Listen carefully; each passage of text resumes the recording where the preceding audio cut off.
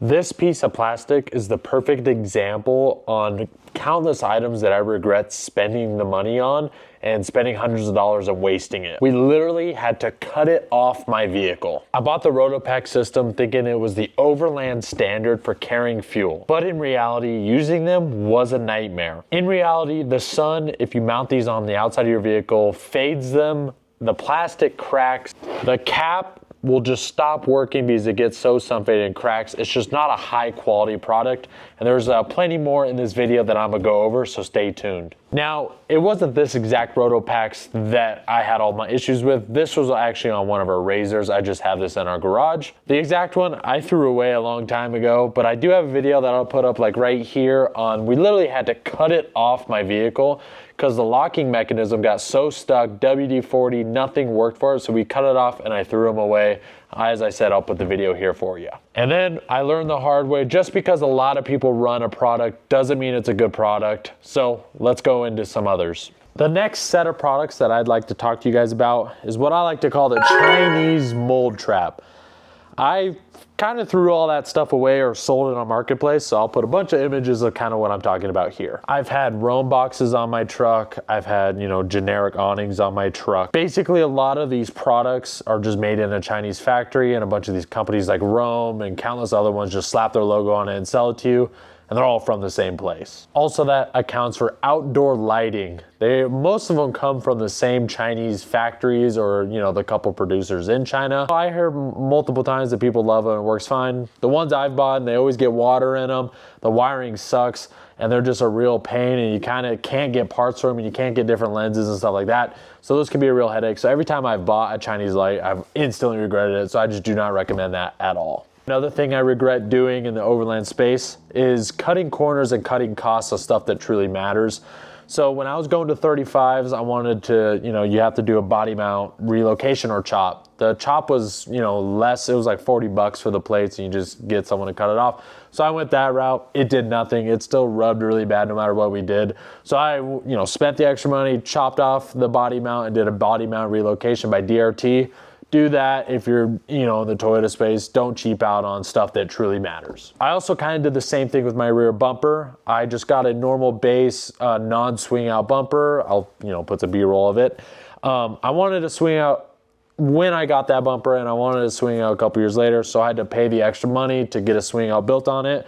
I love how it looks, but it would save you some money if you go ahead and buy the bumper you want instead of saving money and buying something cheaper and then having to upgrade it later, because having something custom fab is a lot more than just buying it from, it's like than just buying it from a company like that.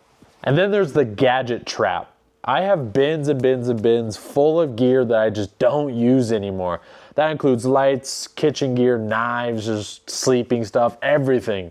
So when you are, starting out in this hobby or whatnot, or you're experienced in this hobby, make sure when you go to buy something, you could see yourself actually using the item.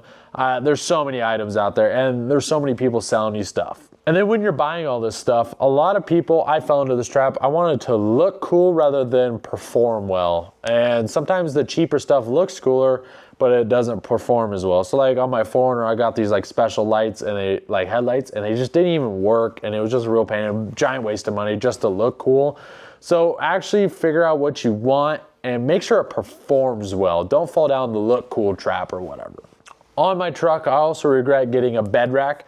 It's not because my RCI Aluminum bed rack did anything wrong or sucks.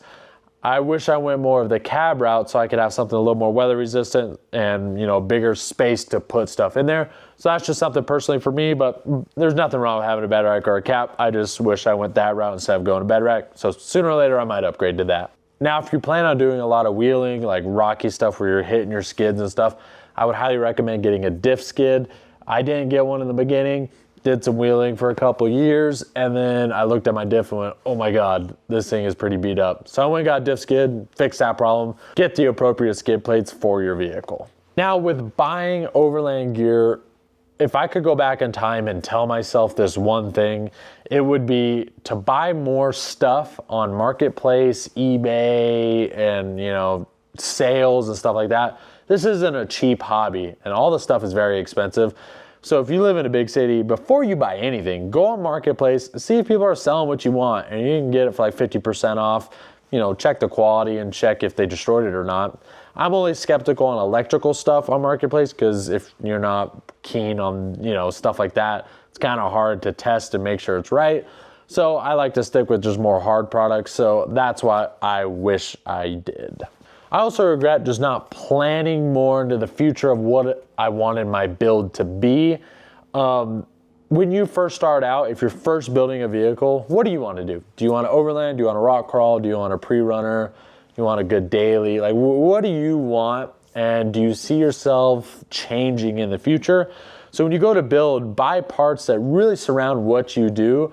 Don't buy a part and you think you're gonna do something. Like if you really haven't rock crawled or overlanded or anything, don't go buy a bunch of stuff. What if you hate it? So make sure you actually like doing whatever you're building your vehicle to do, and don't waste a whole bunch of money just building a pre-runner if you don't want to go desert running or whatever. Now, when you go to buy a rooftop tent, just know that there's a lot of limited space in there. So most likely you actually can't keep your bedding in there. And the tents advertise that you can. It's the thinnest bedding you've ever seen and probably isn't worth it, and you can't keep pillows or whatever. So just know that most likely when you buy a tent, you're not gonna actually be able to keep your bedding in there and stuff like that. And when you go to buy a rooftop tent, do not get a Chinese one.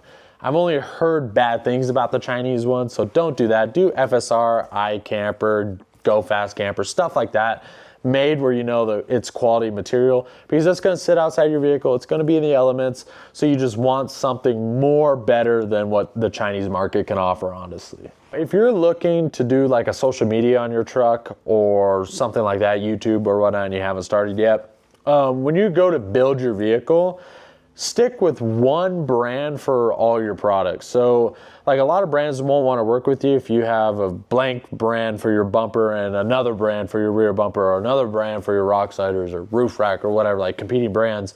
Because why would a brand want to, you know, repost your stuff and, you know, support you when you're also showing off another brand's product? So just keep that in mind, I guess, if you want to, you know, grow your social media accounts with this. Also, when you are getting into this hobby, figure out what you like to cook camping. Don't go buy all the stuff to cook stuff you don't know how to cook or don't care to cook. Like I have all these pots and pans and random cooking utensils and stuff, and I never use it because I don't really care to cook with those. I don't make food with those. I make simple meals when I'm camping because I don't want to have to sit there cooking for 2 hours in the cold. I want to be near the fire with my friends, you know, having fun. So make sure if you're a chef, go ahead, buy all the stuff and cook what you want. But if you're not, I prefer to do the easy meals. It just makes camping easier for me. So just figure out what you would like for that. Another thing I regret doing in my early days of camping is I would find a lot of cool spots that I loved camping at, but I never saved where those spots are. And when you only go there once, it's kind of hard to find the spot back. So nowadays I use Onyx Off-Road. I pin all the spots, keeps it in a database. You can always go back and revisit, and it'll tell you a date, and you can upload like a photo so you can remind yourself what it looks like. So if you're doing a lot of camping, you're gonna run into spots where you either hate it or you love it. It's just good to keep that in your database so you can revisit. So wrapping this video up, I would just like to say, you know, buy once, cry once. Don't buy a million Chinese things because they break on you, or plastic things and they break on you. Buy once, cry once. Save up the money for the product you actually want. You know, don't buy something where you're like, okay, I guess I'll use this for now and buy something later. Well, you're just wasting money. So buy once, cry once. Thank you guys so much for watching. I post videos like this all the time. If you want, follow my Instagram below. I post more short form content on the truck and the 4Runner. So just give me a follow there. Thank you.